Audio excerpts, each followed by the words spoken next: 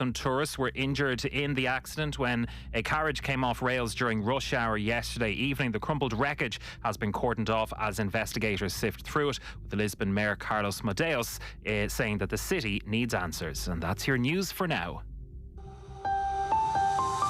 News Talk weather. Thanks to Ryanair. Swap fare city for low fare cities with Ryanair's low fares to Milan, Paris or Vienna. Many places will be dry tonight with clear spells, and just a few light showers will occur with lows of 7 to 11 degrees. And now you're up to date on News Talk. The Newsround on Off the Ball. With UPMC Orthopaedic Care. When things don't move, rotate or bend like they used to, choose us to help you get back in action. This is News Talk. Welcome along. It is Thursday's Off the Ball. We've got a hell of a show ahead. Anna Capeless, former Ireland back row, is going to be with us. Rugby World Cup this weekend. Ireland already qualified for the quarterfinals. So are the reigning champions New Zealand. The intrigue is who plays. Will Aoife Wafer get some time on the pitch? Will Ireland go strong? Will they potentially look towards a quarter-final? We'll chat to Anna a little bit later on this hour. After 8 o'clock, Neil O'Kellicon, the Dublin hurling manager, is going to be with us for the full hour to reflect on his first year in charge. Also Nafina winning their first All-Ireland club hurling title this season. And then the football show, Louise Quinn is going to be with us. Women's Super League is intriguing this year. You've got the European champions in Arsenal, you've Chelsea going for 7 in a row, and you've got the London City Lionesses buying every player under the sun just ahead of the transfer window closing for the Women's Super League. And we will get a Hungarian perspective on Ireland versus Hungary as well. So all that to come between now and 10. I'm delighted to say that Cameron Hill is here with me. How are you, Cameron? Good evening, Will. And live from the K Club, day 1 of the Irish Open Golf, we have Nathan Murphy. How are you, Nathan? Good afternoon, Will. Good afternoon. I'd call it good evening at this stage. Evening. I've been in this media tent for going on 12 hours at this stage, so I've sort of lost track of time and, well, probably reason by now. Well, that's the thing. I've covered a couple of Irish Opens for here, and both times I found it was a delicate balance between trying to be in the media centre to see as much golf as you possibly can. That temptation, which no doubt was there for you this morning, to get out for the, let's say, the headline Irish players who were teeing off very early, and also trying to get to the interview area. In some ways, we probably saw more golf than you did today. I saw a fair degree of golf this morning. As you say, I got here good and early to follow, the 3 big superstars of Irish golf were all out at around 8 a.m. this morning. Padraig Harrington was out first, followed by a group that included Shane Lowry and Brooks Koepka. And then Rory McIlroy was straight up after them. And despite the early start, there were massive crowds in early at the K Club. And I think most of them who came early will feel pretty satisfied with what they saw, because Shane Lowry has put himself in a very decent position after day 1. Rory McIlroy is still thereabouts, despite a disappointing end to his opening round. And they got to see themselves the green jacket in the flesh, because at around about lunchtime, amidst some very, very heavy showers, Rory McIlroy went down to the spectator village and he went up on stage in the full rig out. He had the green jacket, he had the Augusta tie, he had the white shirt, he looked resplendent, and he went on stage and the ovation was quite incredible. There was thousands of people. There can't have been many out on course at that stage, because everybody, despite the torrential downpours, wanted to see Rory McIlroy. And I have to say, it was quite a special moment for McIlroy. He was a little bit emotional, Will, up on stage. He started talking about Harry Diamond, and as he did when we spoke to him earlier in the week, just that idea of meeting each other as 7-year-old kids on a green at Hollywood Golf Club and going on to conquer the world together. And he got a bit choked up while talking about that and had to sort of just take a moment to reset himself. And it's brilliant that emotion and excitement is still there for McIlroy, because obviously we've all probably dove a little bit too deep into what it's meant for him over the last while. So I think anyone who's here today, despite the weather, which was inclement, to put it mildly, will have had themselves a jolly good afternoon. Yeah, look, we got a nice peek behind the curtain with that walk down the 9th that you guys from Golf Weekly had with Rory during the week as well. And I got the impression, walk away from that, the Irish Open still means a tremendous amount to him. Obviously, this week is going to be emotional. It reminds him of how well he played back in 16. But he, in the same sentence, was talking about how much pride he had in bringing the green jacket to Portrush as he had bringing it to the K Club. Yeah, and how cool is that? Like, that's the bit that when you're probably thinking about winning a Masters, and he's probably been so wrapped up in the career Grand Slam and the constant questioning for sort of 7-8 months in the build-up to Augusta about, is this the year he's going to finally do it, and why hasn't he done it, that maybe you don't think about actually all of the great things that are going to happen afterwards, and getting to go to Portrush and wear it on the Tuesday night, and here today in front of thousands of supporters who absolutely adore him and who probably gave the best sporting day of the year to all of these golf fans with what he did in that Sunday night and the drama of it. Yeah, I think he really appreciates being back. And I mentioned it on the show last night. I think there was certainly a period where maybe it was taking a while for Rory and for Shane in particular to come to terms with the crowds and the love that was there for them. But I think over the last couple of years, they just seemed a bit more relaxed, particularly McIlroy, where, I think we've seen in the last few months, maybe there's a bit of a frustration at times with some of the American media and a bit of a weight on his shoulders with some of the line of questioning that he's facing there, that he just feels he's amongst his own here and he's amongst his own support, and they do really, really want him to succeed and to hit the shots and to do magical things. And listen, there were times today when he was doing magical things. Unfortunately, at the end, it kind of just petered out a bit. For this year particularly, is this a nice sweet spot to host the tournament as well? Because we've had May, we've had July, we've had around about this time. There were arguments about trying to put it close to the Open previously, trying to play it early on in the year previous to that. Is this a nice spot because the guys are getting to come back together? There's a lot of the European team who are playing this week at the K Club as well. You've got Brooks Koepka out of season who can come across from Liv to play here too. Does this feel like it's maybe the right spot in the calendar, particularly in a Ryder Cup year? Yeah, look, this debate has been going on for a long time. As you said, they've tried lots of different things. And, I still think most would feel the ultimate sweet spot would be either the week before the Open, which isn't a runner because of the Scottish Open being there and a long-term contract been in place, or maybe the week before that, and you end up trying to sell it as a link swing and get some of the best Americans to come over and get all of the European Ryder Cup team over as well. They've always chosen this one, funnily enough, because I think the weather tends to be better. And, go back a couple of years at the K Club and the weather was absolutely sensational. Not the case this week. And in fact, because of the weather delays and they had to stop play for about 45 minutes earlier on, they may struggle to get the first round finished. My disappointment with this year, Will, is that the Ryder Cup team was picked on Monday. If they just held off another week and maybe even push back the automatic qualification period another couple of weeks, that this was the last event, I think you'd see a much stronger field. And actually, the only Ryder Cup players here are Rory McIlroy and Shane Lowry. All of the team is getting together next week at Wentworth. But we're very fortunate that, McIlroy is the biggest star in golf. I know Scotty Scheffler is the biggest and most successful player in golf right now, but McIlroy is still the one with all the star power. And you just love if they could go and somehow find a way of twisting the arm of, the top Europeans and a few of the top Americans to come over. But listen, I think it's in a good place for McIlroy, which is arguably the main thing, that you find out when he was going to turn up and when he's going to play, and that's when you schedule it for, and you try and build a tournament around that. And listen, Brooks Koepka in here is a really big boost because, he does just walk around with the strut of a man who's won 5 majors and who, played some really good golf as well today, and looks like he's going to be around for the weekend and maybe even able to get himself into the mix. Yeah, you can get that chat with the lads of Brooks Koepka as well ahead of the tournament, which is still available if you want to have a listen. So looking at the leaderboard here, Cameron, there's a lot of familiar faces. Bernd Wiesberger, a playoff winner previously the Irish Open. Thorbjorn Olesen up towards the top of the leaderboard as well. Give us a standing of where we are now despite the rain outside. Well, it's Alex Maguire who's leading the Irish Challenge on day one of the Irish Open. He's moved up to 4 under par with around 5 holes to play in his opening round. So Shane Lowry just behind him on 3 under after that opening round, 69 today. You've Rory McIlroy on 1 under alongside Brooks Koepka.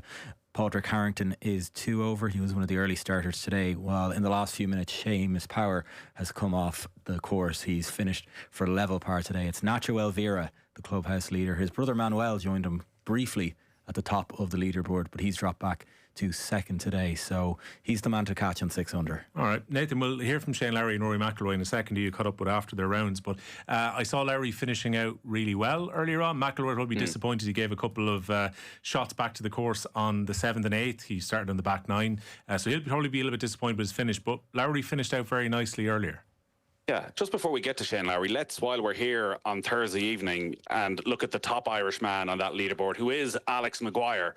And the hopes of a nation are going to rest on men from Bettystown and Laytown over the next few nights, because we've got Alex Maguire in the mix and we got Evan Ferguson leading the line on Saturday night. I think the two families know each other quite well. There's obviously a little bit of an age gap between Alex and Evan, 4 or 5 years. But as far as I'm aware, the Philip Reid from the Irish Times just informed me that I think the two families do know each other quite well. So listen, what a weekend that would be if Evan Ferguson scores the winner on Saturday night and Alex Maguire wins this tournament. You know, fully enough, Alex Maguire played here a couple of years ago as an amateur. He's playing on the Challenge Tour and has sort of been playing a lot on the Challenge Tour. He was expecting to have this weekend off. He was one of the last players into the field. The only reason he ended up getting in was that Conor Purcell, who's our sort of sole European Tour rep at the moment, he managed to get in automatically on his category, didn't need an invite, and that was then passed on to Alex Maguire. And, you know, talking to Shane Lowry about 2009 and him winning as an amateur, you know, we were both sort of saying, God, it was insane.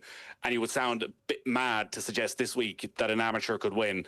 And you'd sort of put Alex Maguire, even though he's now as a pro, but he's so still fresh to the pro ranks, if he was to win, it would be just one of the most ridiculous weeks that we have ever seen in professional golf or at an Irish Open. So listen, he started well. He's one of those, he was in the very last group out. It's going to be very, very tight to see whether Alex Maguire can get finished. He's just played, what's he played? 10, 11, 12, 13. So he's just on the 14th hole at the moment, and we're at 7:15. So he may end up having to come back in the morning, but he has 5 birdies, 1 bogey. He's on 4 under par, and he's just shot off the lead, or 2 shots off the lead of Alvira and Torbjorn Olsen. But yeah, Shane Lowry was out very early this morning. I had a very enjoyable morning following him around. He dropped the shot early, started on the 10th, Shane Lowry, and they probably had the best of the conditions. It just started lashing rain moments after Lowry ended up finishing on what was his 18th, but the 9th hole. But he did a big birdie in front of the grandstands on 18, moves on to his back 9, has 3 birdies there, including one again in front of a massive gallery on the 9th. And, you know, he more than anyone knows how important it is for the tournament, never mind himself, to get in the mix early in the week. Let's hear what he had to say. To be honest, I'm surprised the scoring is not lower. It's pretty soft out there, but then there's a lot of back pins, hard to get to them, and the greens are very soft, so it is tricky in places. But I played pretty good, average enough start and nice finish. So I'm very upbeat about my round. I think, you know, coming in here today, I just wanted to play nice, and I felt even though I was 1 over through 8, I was playing nice, I was driving the ball well, and I'm happy with my day's work. You've just walked off the 9th with a roar echoing around the course, and you did the same thing on the 18th. You picked the nice holes for the big shots. Yeah, it was nice. You know, I did say to Darren, I hold a lovely putt on the 8th, stay 2 under, and I hit that lovely shot into 9 and said to Darren, I hold this, it's a really nice day. So it was nice to hold that, and I'm pretty happy. Everyone's talking about how well you're striking it off the tee. What's the key? It's a new driver, so what did you change that? It's just a new, different tricks on driver that, you know, I've used a lot of drivers this year. I've chopped and changed a lot, models of tricks on. And is that normal for you? No, but I haven't exactly driven it bad. It's just I felt that driver was going pretty long as well. I'm pretty happy with how that went. It's obviously only the first day using it, but the first day is the most important day really, or one of the most important days of it. So I'm pretty happy with that. Perfect time there, rain bashing down behind them just after that when he got into the clubhouse. If you want to send us a WhatsApp, 0879 180 180. The news round is with thanks to UPMC Sports Surgery Clinic. When things don't bend, rotate or move like they used to, you can choose us to help get yourself back in action. So you caught up with Rory as well, Ned?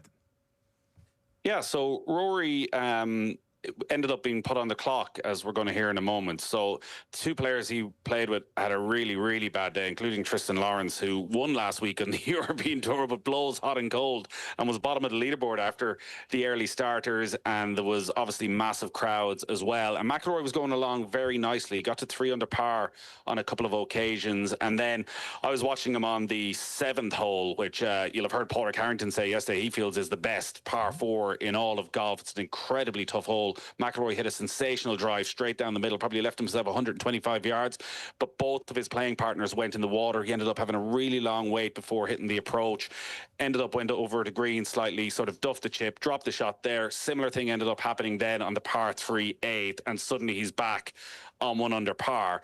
Not out of it by a long shot, but definitely when I spoke to him afterwards, Will, very frustrated with the fact that he found himself being put on the clock. think we have that piece of audio. Let's see. We Rory McIlroy ready to go? No, that's how frustrated he was. That is one of those. He was so frustrated it got lost in the movement into the computer. So if we get Rory McIlroy back in a second, we'll talk about that. Not to jump around too much, Cameron, while the guys get Rory out there. But I did not expect the news today of Daniel Levy has left Tottenham Hotspur. No, he says he's proud to have turned Tottenham into a, quote, global heavyweight, Will, after stepping down as chairman following almost 25 years in the role. The club's assured fans there'll be no changes to the ownership or shareholder structure. Peter Charrington will step into the newly created position of non-executive chairman. Of course, Levy was at the helm when Tottenham ended their 17-year wait for silverware this summer when they won the Europa League. I'm kind of surprised by this, Nathan, to be honest. Like, for a long time, people have been saying Levy out, change in ownership, this is what Tottenham need to go to the next level. But every time that Daniel Levy talked about, fan reaction, he always seemed really defiant, that he was saying, look, I am keeping this club. Look at the stadium I'm literally standing in right now that I've built. I never got the impression he was going to actually walk away here. No, you wonder how much he has been shielding the ownership of the club in recent years from criticism and taking that on his own shoulders. There's no doubt that, look, Tottenham, in a purely business sense, may be well run, but you look at their, wage to revenue turnover, it's far less than any other side, which again, you could hold up in one way as an example of a very well run business. But at what stage are you simply not spending enough money to be successful and to keep up with every other team in the Premier League? So it's going to be really fascinating to see, is Levy's departure the start of a change in tack at Tottenham and a more aggressive Tottenham in the transfer market and the club willing to spend more money? They obviously have arguably the best ground in the Premier League right now. And is that going to start being reflected on the pitch? They've got themselves a very good manager in place for this season, but still that squad looks a little bit light because, listen, the two outstanding talents of this generation in Harry Kane and Heung-min Son have both gone. And when you look around that squad at the moment, it doesn't feel as though really there's anybody quite of that level. So this seems to have caught everybody on the hop. Nobody was quite expecting Daniel Levy to just suddenly one day walk out the door and be gone. And I suppose now the question the Tottenham fans are going to have is the successor going to be a very different personality and a very different way of doing Tottenham's business? Or is it just going to be the ownership picking somebody who's more of the same? I'd say a lot of other clubs are probably happy enough not to have to negotiate with Daniel Levy anymore either. The Gremlins have been fed before midnight in the background. We can now hear from Rory McIlroy. In all honesty, I felt a little rushed out there for the last 12 holes. We got put on the clock pretty early. And then we were then the first official went away. And then we were put on the clock for the last 3 holes to try to make time up. And it's hard because, you feel a bit rushed. You're playing some tough holes. And we obviously, our group has to deal with a lot more than any other group on the course. So it's understandable that we lose time. And I feel like any time I either come back to Europe or I play in some of these 1, 2, 3 in the world type groups, we're always put on the clock for that reason. So got a little frustrated the last few holes because I feel like it always happens and they don't give... I don't think they use sort of common sense in terms of, well, of course we're going to lose ground because we're going to have to wait on crowds and wait on the 2 camera crews that are out there. And, there's just a lot more going on with our group than any of the other groups on the course. And, sometimes I feel like they have to give us a little bit of leeway and use a bit of common sense. Did it particularly impact, just on 7, where you're probably a hole and a half behind Shane's group and the 2 lads you're playing with both go in the water? Yeah, and then obviously they're taking their time and whatever, and I was, in my mind I'm like, oh, do I just go first to try to, save a bit of time here? But not really. I mean, you can still wait your turn, I guess. So it wasn't really that. I guess it was more, just felt because it's happened to me quite a lot before in these sort of big groups or when I come back to Europe and play. Felt like I just let it agitate me a little bit. Sounds to me, Nathan, like what we need here are the Irish Open officials to take care of Patrick Cantlay. Yeah, quite possibly. It's the European Tour officials. And I was actually talking to one of those officials who was involved on the back 9 afterwards. And, he was explaining that it's the group you put on the clock rather than the individual players. And the 2 players with McIlroy, Tristan Lawrence and Christopher Wrayton, were combined 14 over par. So, there was a lot of resetting, a few balls in the water, all of that. And I think McIlroy makes a very fair point that the tee times are scheduled, 10, 12 minutes apart for everybody. But McIlroy, with the crowds that are there, automatically on almost every hole, it's taken him a minute or two longer to weave his way through the thousands of people that are between the green and the tee that have their, hands out looking for a fist pump or for an autograph or something like that, that he is not the same as every other golfer in this field. And maybe it would make more sense that when you're plotting out an afternoon, you go, well, we got to give these guys an extra 5 minutes maybe than everybody else, rather than putting him on the clock. In saying all that, McIlroy's such an experienced player. You would have to assume at this stage he should be able to hack that. But sometimes, and as I say, I was sort of between the two groups, and there was almost 2 holes to Shane Lowry's group in front of them at one stage. So yeah, it was a bit of a slog out there for them. Yeah, Cameron, let's go from one person leaving Tottenham to a person going to Tottenham in Mason Melia, who's got the Ireland under-21s off to a good start. Yeah, a winning start, Will. Mason Melia striking twice as Jim Crawford's side were 2-1 winners in their opening campaign win against Moldova. So they take on Andorra at Tallaght Stadium on Tuesday night, hoping to go 2 wins from 2. All right, we're going to be tongue down and capeless about the rugby in a few minutes' time, but tell us about Pearse Stadium potentially becoming a temporary home for Galway United. Well, you've said it there. Eamon DC Park will be undergoing drainage work, or set to anyway, in July of August of next year, so will be unavailable. So Galway GAA has reportedly agreed to allow the League of Ireland club to use the ground. It still requires further approval from Croke Park, however. That will almost certainly just come at the weekend when that management meeting is on Saturday, so I presume it'll be up before that. You've spent a lot of time in Galway, Nathan. Pearse Stadium, a good venue for Galway United to go into? It makes sense. I do love Eamon DC Park, and while you always want to see improvements, redevelopment, and all of that, it'll be. Listen, we don't even know fully, I guess, what the new Dexcom Stadium, the atmosphere is going to be. It looks the part. I think everyone will agree it's always good when you see these sports working together, helping each other out. And I think in Galway, definitely Connacht Rugby and Galway United seem to have a very strong relationship. So listen, I think their focus right now, Will, is making sure that when they make that move, they're playing Premier Division football next season. Yeah, they don't want to get sucked into those bottom 2 positions. They want to finish out the season strongly. All right, we're up against the clock at the moment. Cameron, thanks a million for joining me. Thank you. Nathan Murphy, enjoy the rest of the time in the K Club and your trip into town to watch the game on Saturday between Hungary and Ireland as well. Yeah, cannot wait. Big few days ahead. Great stuff. Cheers, lads. We'll take a quick break. First of all, though, here's the cash machine. News Talk's Summer Cash Machine. Now, after another huge winner on Friday, just